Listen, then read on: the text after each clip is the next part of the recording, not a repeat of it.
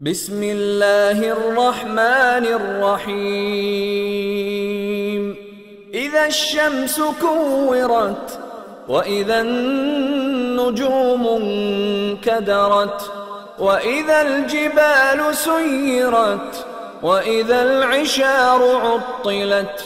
وإذا الوحوش حشرت وإذا البحار سجرت وإذا النفوس زوجت وإذا الموءودة سئلت بأي ذنب قتلت وإذا الصحف نشرت وإذا السماء كشطت وإذا الجحيم سعرت وإذا الجنة أزلفت علمت نفس ما أحضرت فلا أقسم بالخنس الجوار الكنس والليل إذا عسعس والصبح إذا تنفس إنه لقول رسول كريم ذي قوة عند ذي العرش مكين مطاع ثم أمين وما صاحبكم بمجنون ولقد رآه بالأفق المبين وما هو على الغيب بضنين وما هو بقول شيطان رجيم فأين تذهبون إن هو إلا ذكر للعالمين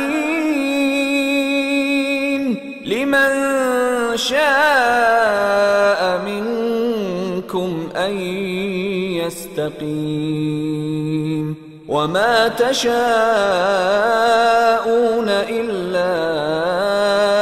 أن يشاء الله رب العالمين۔ شروع اللہ کا نام لے کر جو بڑا مہربان نہایت رحم والا ہے۔ جب سورج لپیٹ لیا جائے گا اور جب تارے بے نور ہو جائیں گے اور جب پہاڑ چلائے جائیں گے اور جب بیاہنے والی اونٹنیاں یوں ہی چھوڑ دی جائیں گی اور جب وحشی جانور جمع کیے جائیں گے اور جب سمندر آگ ہو جائیں گے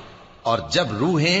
جسموں سے ملا دی جائیں گی اور جب اس بچی سے جو زندہ دفنا دی گئی ہو پوچھا جائے گا کہ وہ کس گناہ کے سبب قتل کر دی گئی اور جب اعمال کے دفتر کھولے جائیں گے اور جب آسمان کی کھال کھینچ لی جائے گی اور جب دوزخ کی آگ بھڑکائی جائے گی اور جب بہشت قریب لائی جائے گی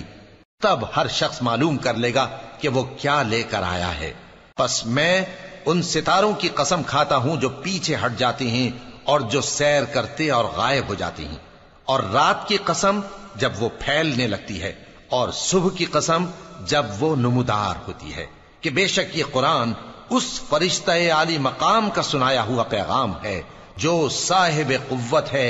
مالک عرش کے ہاں اونچے درجے والا ہے، سردار ہے، ساتھ ہی امانت دار ہے۔ اور مکے والو تمہارے رفیق یعنی ہمارے پیغمبر صلی اللہ علیہ وآلہ وسلم دیوانے نہیں ہیں،